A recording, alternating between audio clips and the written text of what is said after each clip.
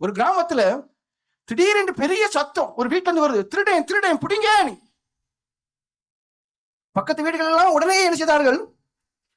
எங்க சத்தம் கேட்கிறாங்க, அங்க ஓடணும். எல்லாரும் அந்த பக்கம் ஓடுறாங்க, அவரவரும் விரட்டுறாங்க. கடைசி பார்த்தா எல்லாரும் சேர்ந்த நேரம் திருடனை பிடிச்சிட்டாங்க. பிடிச்ச பிறகு தெரிஞ்சு, இவன் தான் எங்க வீட்டுல மண்ணெண்ணெய் கலவாண்டு போனவன், இவன் தான் எங்க வீட்டுல நகையை கலவாண்டு போனவன், இவன் தான் எங்க வீட்டுல கோழியை கலவாண்டு போனவன், இவன் தான் எங்க வீட்டுல ஆடை கலவாண்டு போனவன், இவன் தான் எங்க வீட்டுல சைக்கிளை கலவாண்டு போனவன், இவன் தான் எங்க வீட்டுல நகையும் பணத்தையும் கலவாண்டு போனவன், இவன் தான் சொல்லி வரவும் போறவன் எல்லாம் அடியை கொடுத்தான், இடி கொடுத்தாங்க. ஒரு வயசானவர் சொன்னாரு, நம்ம பக்கம் என்ன, நீங்க உங்க கையில சட்டத்தை எடுத்துக்கிட்டாதுங்க, நமக்கு அந்த கிராமத்துல உள்ள நியாயாதிபதிகிட்ட போவோம் அப்படின்னாரு. சரி கிழவன் இப்ப பார்த்து வந்துட்டு ஒரு அரை மணி நேரம் கழிச்சு வந்தா இன்னும் அவனை புரோட்டா மாதிரி இப்படி சப்பி நுமுத்து நூல், அது இப்போ புரோட்டா இருக்கே, நூல் புரோட்டா இருக்கும். இப்படிலாம் நீங்க பண்ண வேண்டிய தேவையில்லை, அதே நூல் மாதிரி இருக்கும். நாங்க அரை மணிக்கு மட்டும் இவன் பிந்தி கிடைச்சோம்னா இவன் என்ன பண்ணிடலாம், அந்த புரோட்டா குருமா மாதிரி பண்ணிடலாம். நீ கிழவன் வந்துட்டான். சரின்னு சொல்லிட்டு என்ன செய்றாங்க, கொண்டு போறாங்க நியாயாதிபதிட்ட போகும்போது இந்த திருடன் நல்ல அடியம் கிடைச்சு அவனுக்கு, அதாவது திருடன் எங்க நிற்கான், மக்கள் எல்லாம் எங்க நிக்கிறாங்க, நியாயாதிபதி இங்க இருக்கிறார். அவனுக்கு நல்லா புரிஞ்சு போச்சு, நம்ம காரியம் இனி முடிஞ்சு.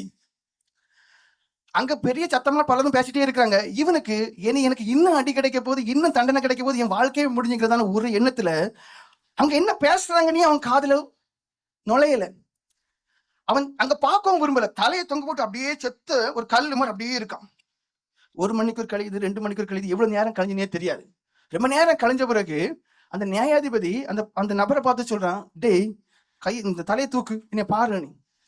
அப்ப திருடன் பார்க்கும்போது அவனுக்கு பயங்கர சர்ப்ரைஸ். ஏன்னா அங்க ஒருத்தரும் கிடையாது, எல்லாரும் போயிட்டாங்க. அப்ப அந்த நியாயாதிபதி சொன்னாரு, இந்த பாரு, நீ இந்த கிராமத்துக்குள்ள தைரியமா போலாம், உன்னை யாரும் திருடன்னு சொல்ல மாட்டாங்க, ஆனா என்னை திருடக்கூடாதுன்னு.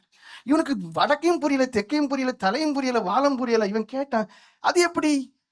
அப்ப வந்து அந்த நியாயாதிபதி சொன்னாரு, என் கடைசி காலத்துக்குன்னு சொல்லி சில லட்சங்களை சேர்த்து வச்சேன். இவங்க என்ன தெரியுமா சொன்னாங்க, இவன் கோழி கலவண்டான் 2000 ரூபான்னாங்க, நான் அதுல இருந்து எடுத்து கொடுத்தேன். சைக்கிளை கலவண்டா 5000 ரூபான்னாங்க, அதுல இருந்து எடுத்து கொடுத்தேன். நகையை களவுண்டான்னு சொன்னாங்க, எவ்வளோன்னு கேட்டேன், 1 லட்சம் ரூபாய், அதை கொடுத்தேன்.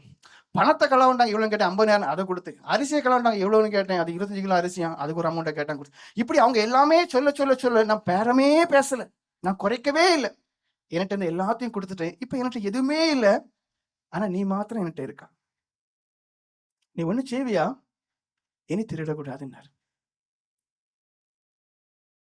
இதுதான் தேவனுடைய அன்பு, இதுதான் தேவனுடைய அன்பு.